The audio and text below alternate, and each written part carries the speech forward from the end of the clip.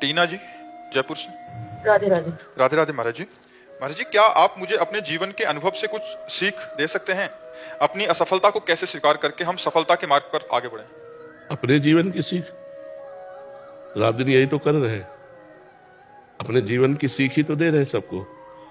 जितना प्रवचन है, जितना एकांतिक है, जितना आपसे मिलना जुलना है, वो अपने जीवन की ही सीख देने के लिए तो मिल रहे हैं। अपने जीवन की अनुभव वाली बातें ही बताने के लिए दे रहे हैं। और असफलता में तभी हम धैर्यपूर्वक रह सकते हैं जब हम अपने संग भगवान को देखेंगे कि आज हम असफल हैं, लेकिन मेरे संग भगवान है जो करतुम अकर्तुम अन्यथा करतुम सर्व समर्थ है। तो असफलता में भी मुस्कुरा करके आगे निकल सकते हैं। यदि हमने भगवान को ना मानकर अपना किसी इंसान को अपना माना तो हम फिर हार जाएंगे, फिर हम क्लेशित हो जाएंगे। अगर भारी से भारी असफलता है, देखो भक्तों के चरित्र पढ़ के देखो, भारी से भारी विपत्ति है, असफलता है, लेकिन वो भगवान को अपना माने हुए हैं। एक दिन वो असफलता को रौंदते हुए सफलता में पहुंच जाते हैं। कई कई दिन सुदामा जी को भोजन नहीं मिलता, लेकिन श्री कृष्ण को अपना मानते हैं। तो एक दिन जैसी द्वारिकापुरी वैसी ही सुदामापुरी की रचना हुई कि नहीं हुई? कितने ऐसे भक्तों के पावन चरित्र हैं। तो हमें लगता है यदि हम भगवान को अपने संग रखें तो भारी से भारी असफलता भी हम सहज में पार कर सकते हैं। जैसे आपने हमारे अनुभव के विषय में पूछा, तो बचपन से लेकर जीवन भर हम कष्ट भोगते रहे, अब भी भोग रहे हैं।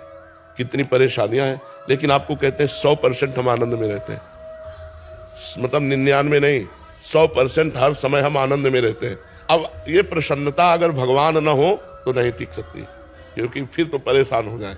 न रुपए की चाह है, न जीने की चाह है, न दुख की परवाह है, क्योंकि हमारे साथ प्रियाजू है, हमारे साथ श्रीजू है, लाडली लाल है। तो लाडली लाल होने के कारण नहीं तो ऐसे ऐसे कष्ट रहे हैं।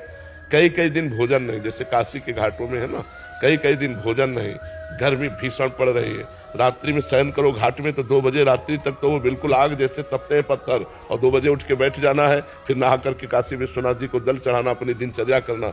हर कष्ट में, हर दुख में, हर विपत्ति में, हर असुविधा में एक अपार सुख की झलक मिलती थी, क्योंकि भगवान से जुड़े हुए ना। तो उसी के कारण हर दुख को पार कर गए, हर कष्ट को पार कर गए, हर भय को पार कर गए। तो जो भी दुख भय चिंता शोक से पार होना चाहे वो भगवान को अपना साथी बना ले।